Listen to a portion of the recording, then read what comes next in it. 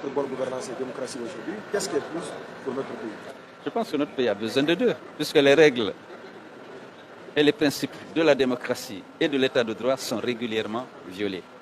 Et vous venez de la Guinée, vous savez très bien que les investisseurs ont peur de la discrimination, ce qu'on appelle généralement la distorsion dans la concurrence.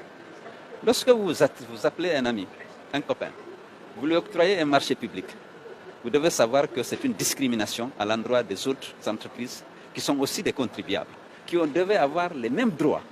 Il faut nécessairement, c'est pourquoi on a institué, aussi bien dans les collectivités, dans les entreprises que dans les États, des conditions d'acquisition des biens et services, c'est-à-dire des codes de marché, si vous voulez dire.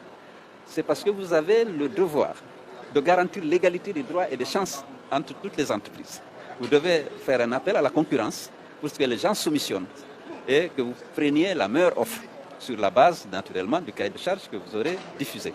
Lorsque vous appelez votre ami, votre cousin ou votre soutien, vous lui donnez les marchés publics, non seulement ça affecte la qualité de la dépense publique, mais également vous faites de la discrimination, de la distorsion dans la concurrence. C'est des opérateurs économiques qui sont dans le secteur, qui sont soumis à la même fiscalité, qui payent les mêmes impôts, ils devaient avoir les mêmes droits. Est-ce qu'on a besoin des deux au même pied d'égalité quand bien même vous venez de donner l'exemple des pays asiatiques qui n'ont pas eu recours à la démocratie mais qui se sont développés? Je pense qu'on a besoin de deux, parce que la démocratie, c'est aussi le droit du citoyen, pour qu'il puisse participer au choix de ses dirigeants, aussi bien au niveau local qu'au niveau national.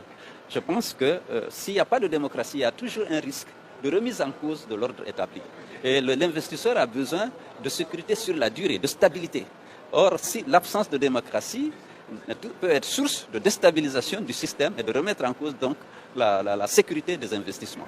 L'état de droit, la bonne gouvernance aussi, naturellement, peut priver le pays d'opportunités d'accueillir des investissements importants capables donc de générer de l'emploi et de la valeur ajoutée pour l'économie. Donc réduire le rythme de croissance et aggraver le chômage parce qu'il y a des opportunités qui ne peuvent pas être saisies par les investisseurs qui ont la technologie, qui ont le capital et qui ont la volonté d'investir dans le pays, mais qui ne se sentent pas en sécurité dans ce pays-là, donc ils vont ailleurs.